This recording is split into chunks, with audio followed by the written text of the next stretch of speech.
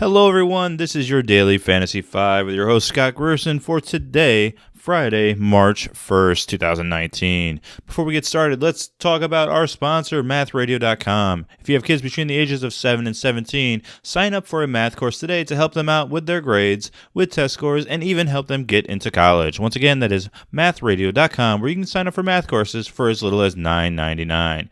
One more time, that is www.mathradio.com.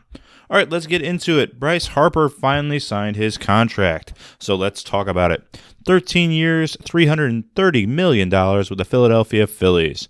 So he stays in the National League, which is good news.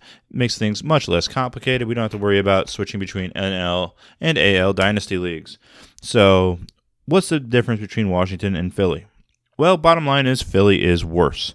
So Washington was 8th in the league in runs last year. Philly was 22nd. Washington was second in on-base percentage, while the Philadelphia Phillies were 19th.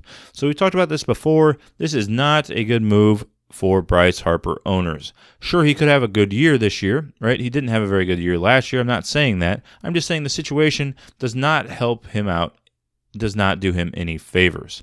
So again, I still think there's excitement. There's buzz around Bryce Harper right now. If you can get a good deal for him, I would move Bryce Harper today if I could, if I owned him in a dynasty league. All right, let's stay in the world of baseball, and we're going to talk about Clay Buckholz. He is moving from the NL to the AL. So if you are in a AL-only league, you should add him to your watch list. He came on strong last year. I think he started pitching in May. He was 7-2 with a 2.01 ERA for the Diamondbacks in 16 starts. The previous 2 or 3 years, he had been often injured, but I mean, that's a strong finish to last season. He's someone I would keep my eye on and might be a bargain in some fantasy drafts. All right, let's move on to the NBA and talk about the Kings' Marvin Bagley, the rookie sensation who's been fantastic lately. Good news, he's only out 1 to 2 weeks. I thought the injury might be more serious, but we got some good news in this morning. So you figure he might only miss, 6-7 more games, and he's still going to be worthwhile down the stretch. So in his 3 previous games prior to injury, he'd been averaging 24 points, nearly 12 rebounds, almost 2 blocks, and 1.5 steals per game.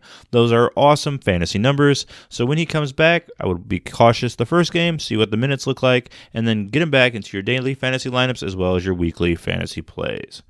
All right, let's look at tonight's slate of NBA games, and I'd like 2 matchups for you. First, I have Marcus Morris of the Boston Celtics. So they're going against the Washington Wizards, who I keep saying stink and they keep annoying me in winning basketball games, but that's besides the point. Marcus Morris is going for 4,900 over on FanDuel. He has a 5.51 projected multiplier on RotoGrinders. Right, so that's a very nice multiplier.